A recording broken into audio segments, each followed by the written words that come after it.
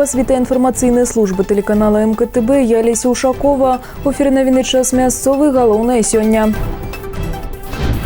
Спаўняецца 60 год. Захавальнік гісторыі нашага рэгіёна Мінскі абласны краязнаўчы музей адзначыў юбілей. Востры розум, шырокі кругагляд і выдатная памяць. У дзіцячым цэнтры культуры «Расток» адбыўся фінал раённай гульні пад назвай «Эрудыт». На сцэне Мінскага абласнога драматычнага тэатра прайшла прэм'ера спектакля па п'есе ірландскага драматурга Мартина Макдонаха.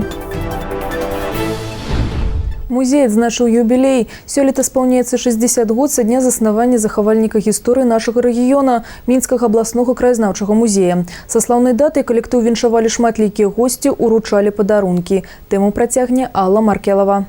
Рашэнне выканкама Мінскага абласнога савета працоўных ад 31 ліпеня 1954 года стала свайго роду пасведчаннем аб нараджэнні для знаёмага ўсім нам краязнаўчага музея. А свае дзверы для першых наведвальнікаў установа расчыніла праз 5 год пасля гэтай падзеі. Яшчэ праз 5 адкрылася першая экспазіцыя. З'явіліся ў штаце дыпламаваныя гісторыкі, папаўняліся калекцыі, арганізоўваліся экспедыцыі па збору артэфактаў. Сёння ў фондах музея 79 тысяч самых розных экспанатаў, і без малога 40 год іх захавальніцай была Марыя Лапцік. Наши шедевры, якими мы ганарымся, это Слуцкі колес. Недавно атрымалі новый другі колес. Затым вельмі много цікавых матэрыялаў расховых земляных.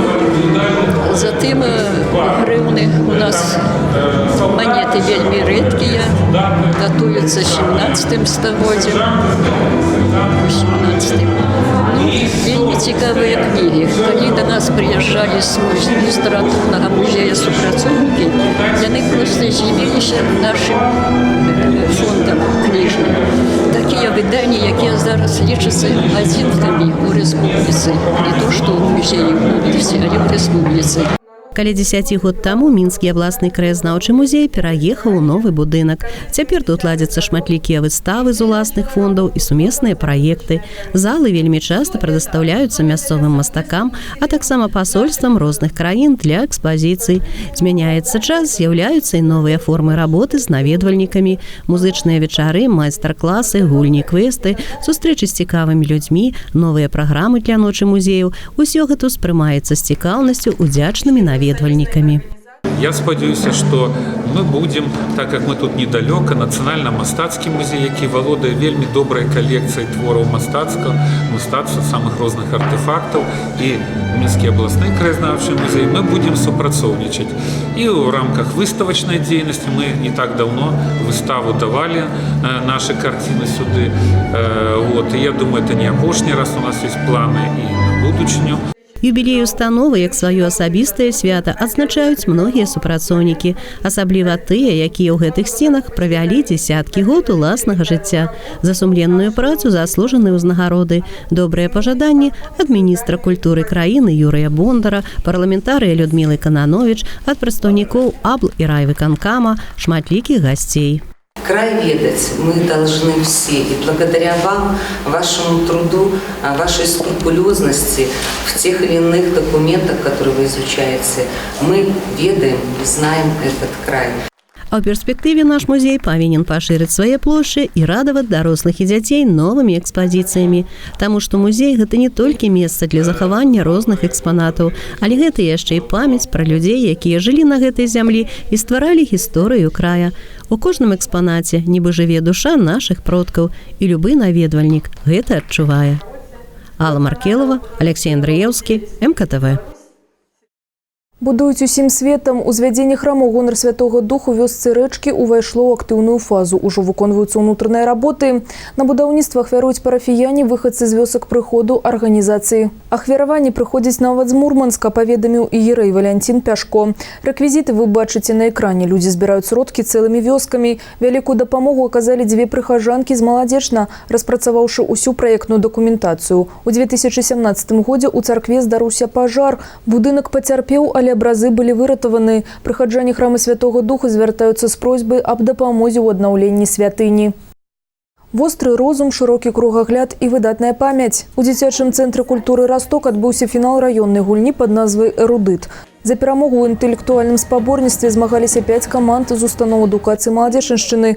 Хлопцы і дзяўчаты адказалі на пытанні, які раённы цэнтр Беларусі быў вызвалены першым у Вялікай Айчыннай вайне, які народны пісьменнік краіны прысвяціў свой твор подзвігу народа, у якім горадзе быў падпісаны акт аб капітуляцыі Германіі. Свет вялікай перамогі ў гэтым годзе гульня прайшла тэматычная. Арганізатары прысвяцілі яе 75-годдзю вызвалення Беларусі ад нямецка-фашысцкіх захопнікаў. Штогод на базе дзіцячага цэнтра культуры «Расток» праходзіць конкурсная інтэлектуальная гульня «Эрудыт», якая складаецца з 2 этапаў – з паўфінала і фінала.